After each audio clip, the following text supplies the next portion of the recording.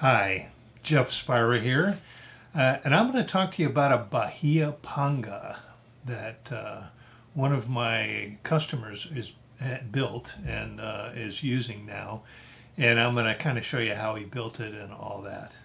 Now it's a Mini-Panga. It's a 12-footer, I don't know if you know, but Pangas were originally Yamaha outboard,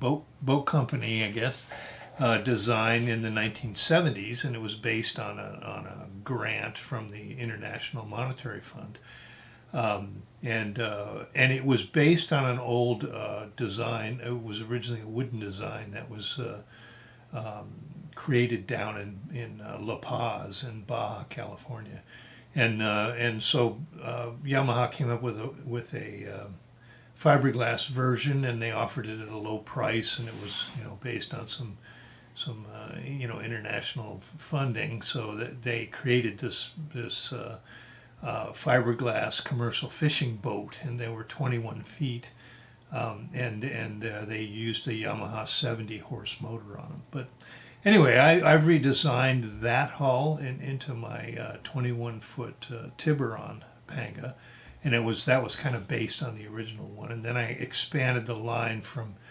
12 feet all the way up to 26 feet, and they're basically deep V offshore fishing boats that can carry a lot of load, and they're intended for minimal power. I mean, they'll get up on a nice plane and all that, but they're kind of intended as commercial fishing boats that are suitable for different environments. In the ocean, though, they're intended for offshore use. In any event, this one has been built by John McIsaac, and he started with a set of my plans. They look like this.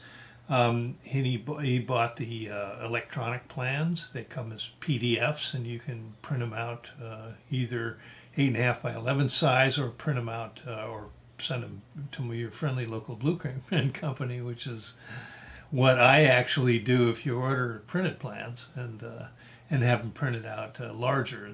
18 by 24 is the considered full size of these, and in that case the scale is correct that I drew them to. So anyway, the plans kind of look like these, and then from those plans you build the frames, and these are built of standard lumber that you can buy in any lumber yard.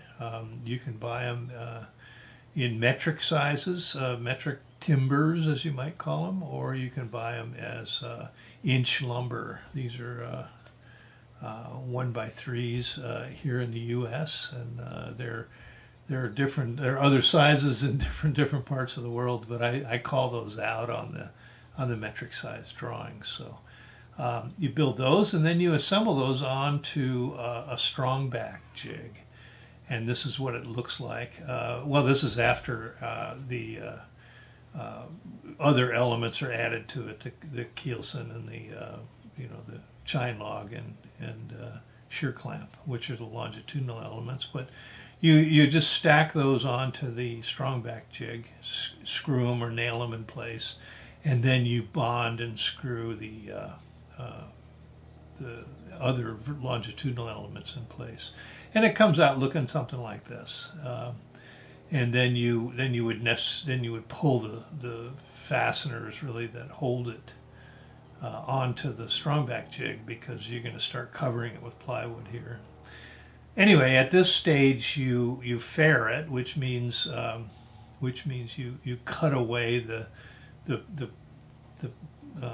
parts that stick up a little bit, so that it's a nice flat surface that you can then attach the planking to, the plywood planking. So and then the plywood planking gets attached, and that kind of looks like this, and you glue it and screw it in place, attach it down. You use the framing itself as a template, sort of, and then you mark around the the plywood, and then cut out the plywood, and then glue it and screw it in place. Cut out the plywood a little big, and then glue it and screw it in place, and then trim the edges so that it meets the framing just like this.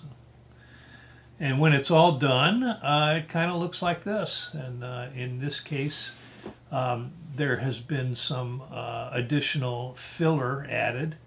A lot of the planking up in that bow portion has to be kind of done in strips so that because it doesn't really twist that way very well. So you kind of got to do it in small pieces, and then you mix epoxy with some filler, which could be anything, talcum powder, or in most cases people use wood flour, or you can buy pecan flour. It's just really sawdust is really what it amounts to, and you make it to a consistency of like peanut butter, and then you batter it on, and then sand it off, and it gets a much smoother finish, so it comes out nice like that. So. Okay, well then what you do is cover it in fiberglass. Most of my boats use 2 layers of 6-ounce fiberglass cloth, and in this case is the same. You know, two layers of 6-ounce, or 200 gram if you're somewhere else, fiberglass cloth and epoxy laminating resin. So. Then you sand it down when you're done, and you fill the weave, or sand it till it's nice and smooth and up to the desired texture, and then you would, in this case, primer it. And this is John's boat in his garage, primered. So, and then you can paint it after that. Here's the first coat of paint on it. And it comes out looking like that. Anyway, and then you would pull it off the jig, the strong back jig, and flip it over, and then you can start working on the inside. And here, John's that's what it looks like now at this stage of the construction, and he's starting to add the little details like the seats and this. The rub rail on the outside there, and just some of the little details that you're going to want to do to finish it, so it comes out looking good. And then it's pretty much done. Now, what John did is he added a really interesting way of going here. He added some wheels on it, and those wheels are mounted on the transom. These are stock wheels you can buy, and I'll put a link right down below if you'd like to put these kind of wheels on your design. And that allows this boat to, and he says it's very easy to do. He just rolls it up some standard aluminum loading ramps that you can buy off anywhere. I put links down below if you wanted to get these loading ramps, and so you can put it in the back of your pickup truck. And he said it's very simple to roll it up the ramps and into his pickup truck, and he built a little cradle there for the center section to sit on and drive it around in the back of his pickup. So it ends up looking like this once he travels around to it. So. And then when you're all done, here it is, ready to use. And this is him, his boat as it's ready to start using. So this is after he launched it. So, in any event, so let's take a look at this boat once it's in the water. This is his first run, and this is with the 8-horse motor, and you can kind of see how it's operating, and take a look at how it works with his launch here. So let's take a look.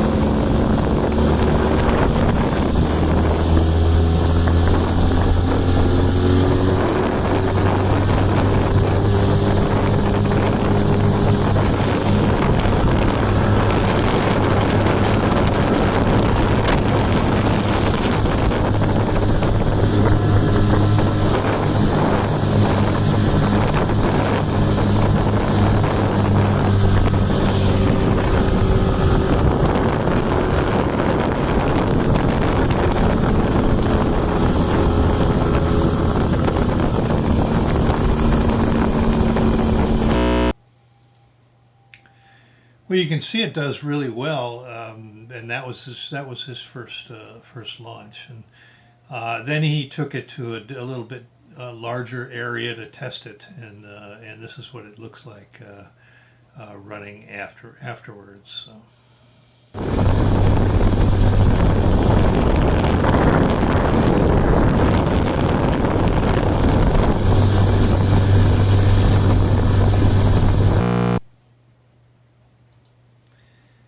And now here he is going under a bridge. It's kind of a interesting thing to watch.